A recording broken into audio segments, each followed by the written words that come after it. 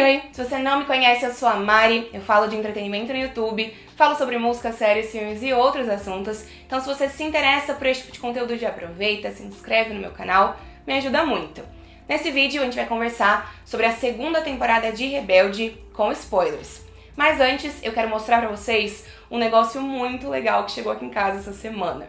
Com o lançamento de Rebelde, o Girafas trouxe esses copos temáticos icônicos pra gente poder maratonar a série com tudo que a gente tem direito, 100% na vibe Rebelde. São 4 copos temáticos, 4 novos copos, e eu vou mostrar um pouquinho deles pra vocês agora. Bem rapidinho, tá bom? Então a gente tem esse primeiro modelo aqui, que é a famosa gravatinha Rebelde, a icônica gravatinha de Rebelde. Temos também esse outro modelo, que eu acho que é o meu favorito, com os protagonistas da série. Temos esse vermelho escrito Rebelde, com o logo. E por último temos esse outro aqui escrito Y Soy Rebelde, que ainda combina com a minha camiseta, não é mesmo? Então se você é super fã de Rebelde, corre pro Girafas para garantir o seu copo, porque assim você vai estar sempre pronto para assistir e reassistir a série quantas vezes você quiser. Com isso dito, vamos falar sobre a temporada? Eu quero começar dizendo que no meu vídeo de primeiras impressões eu tinha dito que eu tinha sentido um problema de ritmo nos 2 primeiros episódios da temporada. E eu ainda acho isso em relação aos 2 primeiros episódios, mas pra mim isso já mudou no restante da segunda temporada. Eu acho que a partir do episódio 3 a série consegue encontrar um ritmo bom pra contar a sua história. E a gente tem aqui como principal enredo da temporada um novo diretor no colégio, o Gus Bauman, que inicialmente entra como diretor do programa de excelência musical e depois ele se torna diretor do colégio.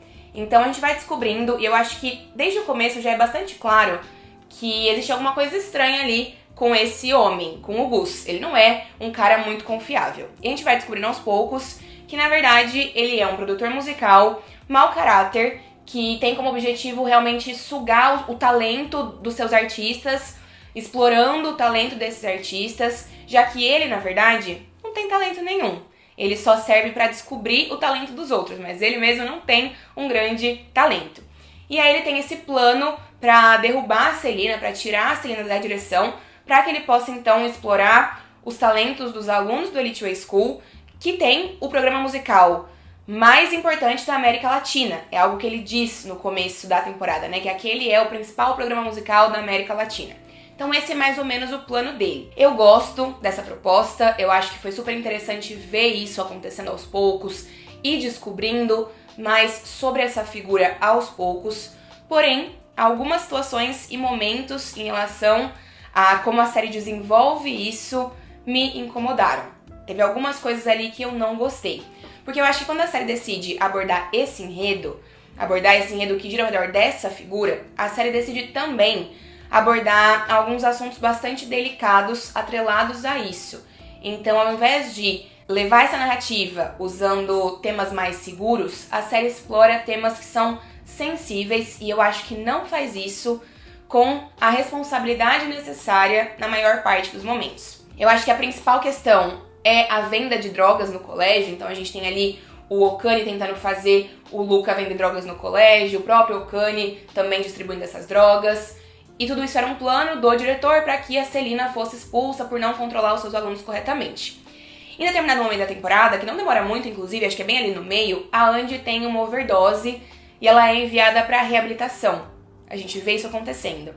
E ela volta também do nada. Então a Andy entra numa espiral ali em relação às drogas, que não são drogas tão pesadas como crack, por exemplo, mas são as pílulas, né, os comprimidos, que também tem a sua seriedade, ainda mais se você vai colocar isso numa série voltada pro público juvenil, pro público jovem. Então a Andy tem essa overdose, ela vai pra reabilitação e ela volta meio do nada. Eu acho que ela volta assim com alguns traumas, bastante reflexiva, bastante abalada, mas eu sinto que a série poderia ter tomado mais cuidado na hora de falar sobre isso, de abordar esse assunto.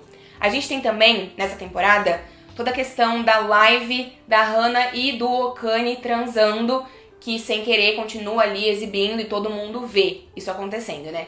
Poxa, uma sex tape, entre aspas, né, não autorizada de uma menor de idade foi exibida no Instagram ou na rede social qualquer que eles estejam ali usando. Foi exibida ao vivo. Se todo o colégio viu, e tanto a Hannah quanto o Okane são famosos, isso deve ter sido uma grande notícia pra internet de forma geral, pros veículos de comunicação, pros sites de fofoca, pros fãs da Hana, pros fãs do Okane. Então não é um assunto simples, eu acho que a série trata isso com muita simplicidade. Primeiro que é um assunto sério, fosse com quem quer que fosse, né? São ali duas pessoas que tiveram a sua intimidade vazada sem consentimento, através de um erro, e com certeza isso abala muito mais a mulher do que o homem nessa situação, até porque era no perfil, acho que do Okane, não no da Hana. Então pra ela foi ainda mais sem consentimento, que ela achou que ele tivesse desligado ali a live. Mas enfim, é um assunto super sério. E aí, beleza, a Hana sofre ali com os comentários da galera no colégio, mas não tem nenhuma medida responsável em relação a isso. Da mãe dela, que só aparece depois no acidente, mas não dá as caras aqui.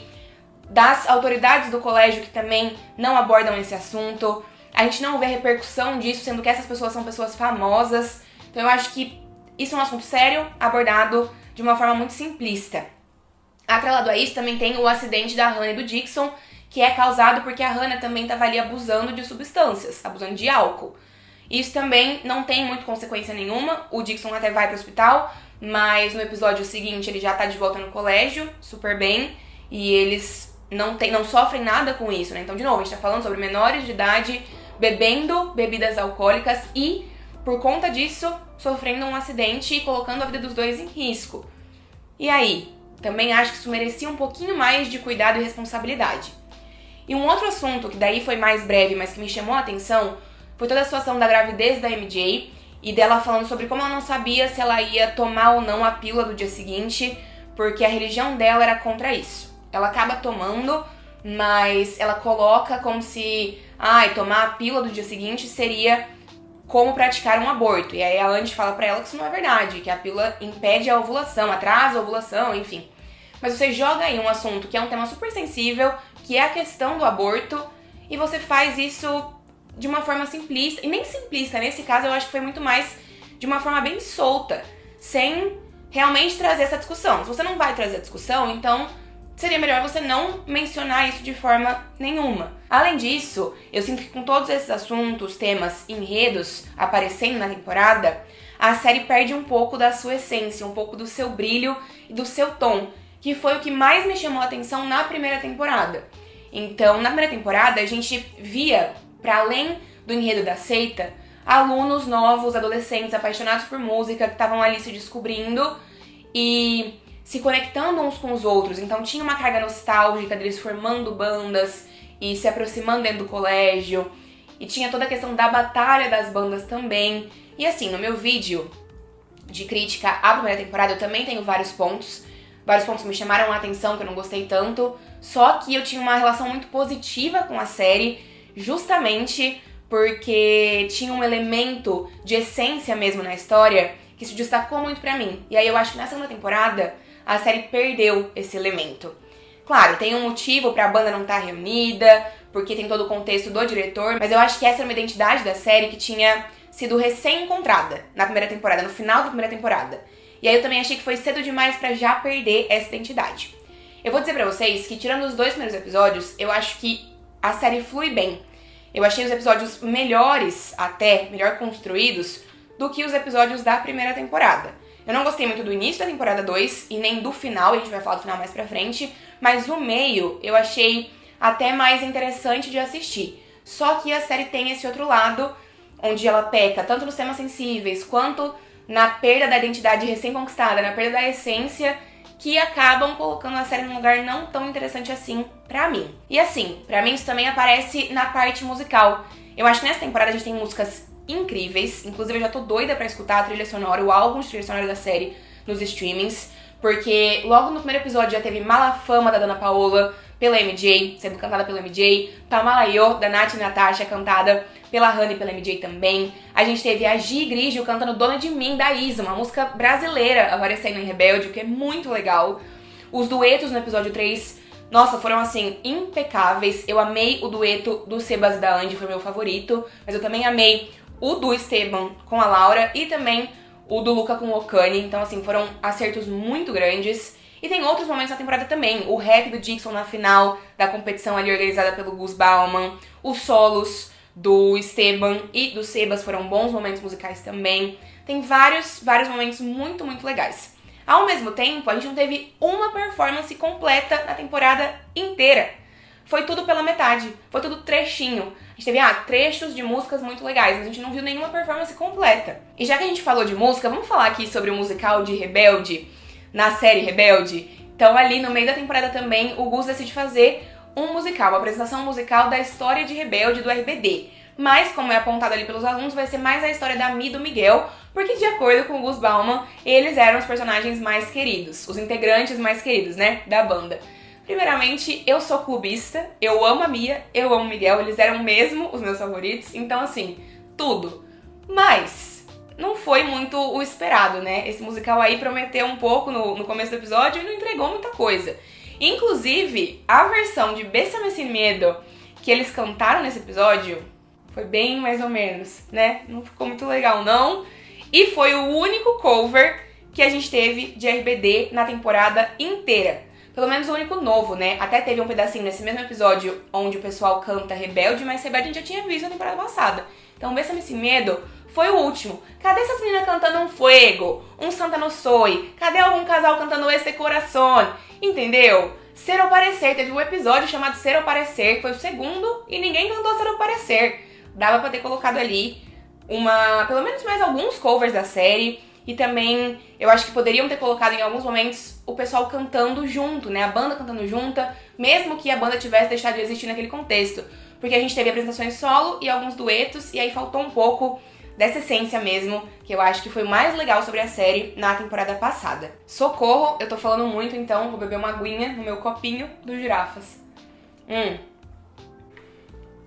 Eu acordei essa madrugada às 4 da manhã pra terminar de ver a temporada. 3h50, eu estava de pé, uniformizada, entendeu? Pronta pra dar play. E aí eu decidi que eu ia estrear os meus copos novos. Usei um pra tomar água e me hidratar durante a minha maratona. Usei outro pra tomar um suquinho de café da manhã. E eu ainda vou usar os outros dois hoje. Podem apostar. Vamos falar agora um pouquinho sobre os protagonistas da série e o que rolou em relação a eles na temporada, e depois a gente fala também sobre o final, que eu tenho algumas considerações. Começando com a Andy e com a Emília. Eu acho que toda a situação delas envolvendo a música no segundo episódio é um assunto super sério e super interessante e relevante, mas que foi apresentado de forma muito corrida. Eu acho que assim, a Andy, ela tem uma jornada muito bonita nessa temporada de questionamento, de crescimento, porque ela não confia em si mesma. E o Gus ajuda ela a se questionar muito mais do que ela deveria, né? Se questionar quanto ao seu talento, se questionar quanto ao fato de não saber se ela vai chegar lá ou não, como outros colegas. E a Emília também tem uma questão muito interessante na temporada, que é todo o fato dela estar morrendo de medo de voltar pro Brasil, porque o ano letivo tá acabando, ela vai se formar, e ela quer ficar ali no México, ela quer ficar com a Andy, então ela tá sofrendo por conta disso. Então, temos duas questões muito legais aqui. Só que, enquanto a Andy aparece a temporada toda, a Emília foi reduzida a 10 minutos de tela, de tempo de tela, totais, ali na temporada. Não sei o que aconteceu, ela tinha um tema muito legal pra ser discutido, mas tudo acontece com ela e com a Andy ali no segundo episódio, e depois, quando ela volta, ela aparece muito pouco. Eu acho que, apesar do assunto ser muito sério, a série até consegue resolver bem as coisas entre elas, e eu não acho que era uma coisa que era fácil de resolver.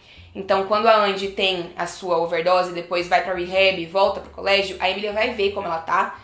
E as duas não se resolvem 100% do tipo, já vamos voltar.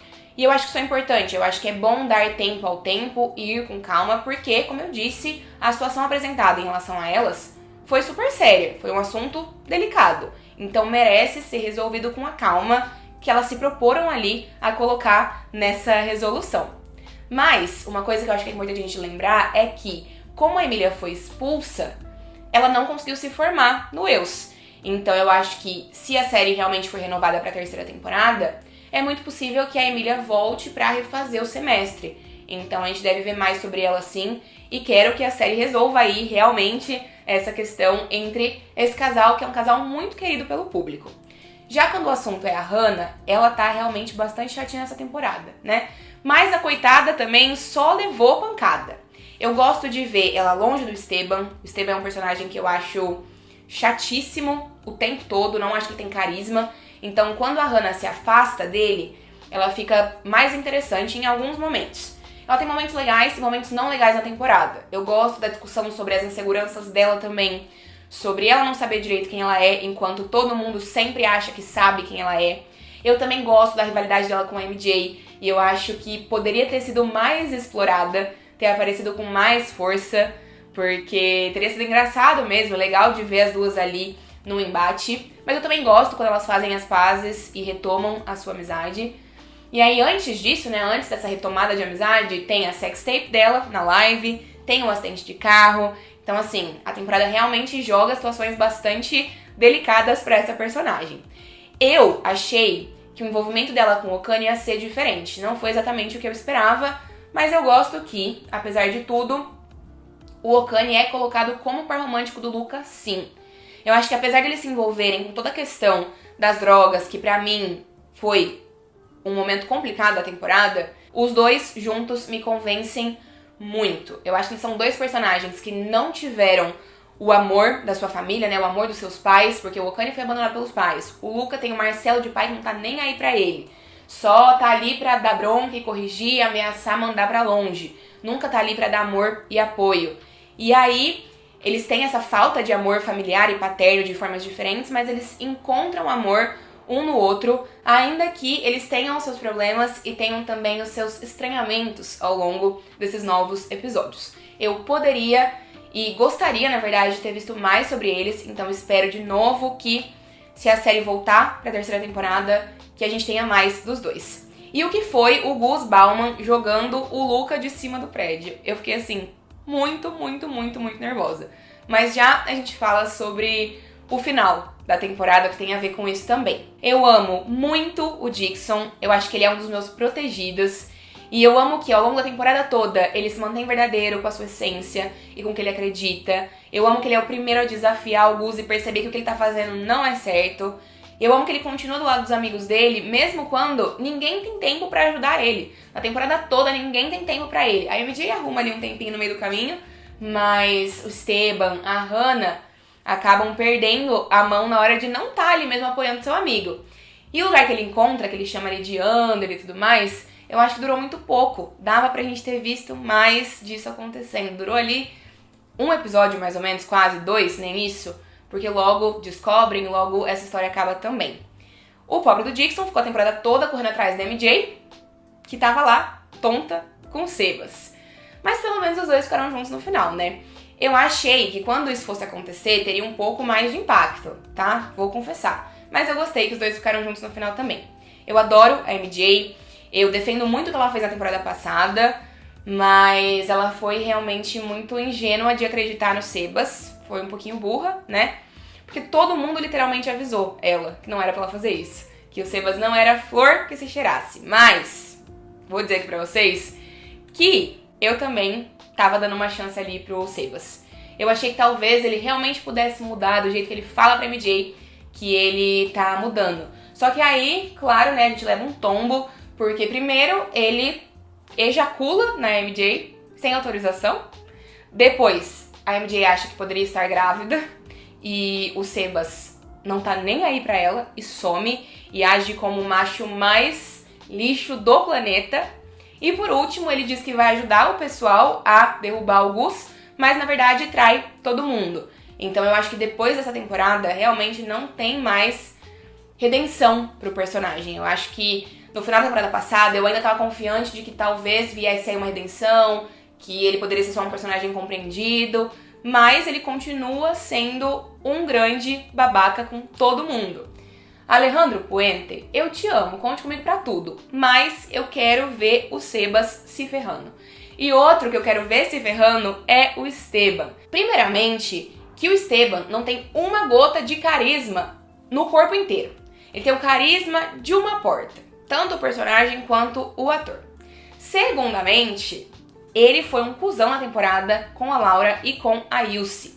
Ainda bem que a série deu ali a entender que as duas foram se divertir juntas no final.